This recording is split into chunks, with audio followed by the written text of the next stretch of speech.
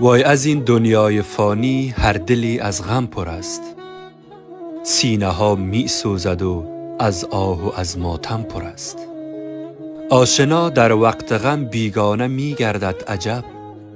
روزهای دلخوشی هم سفره و همدم پر است.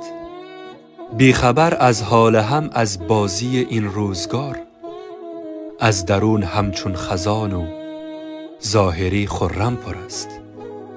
آنچنان داغ است بازار دورنگی در جهان، حسرت آغوش گرم و شانه محکم پر است. پیش چشم دیگران با خنده، اما نیمه شب روی گونه رد پای غصه و شبنم پر است. کو کسی بر غصه و غمهای ما سنگ صبور، بی نهایت بی کسی در کل این عالم پر است.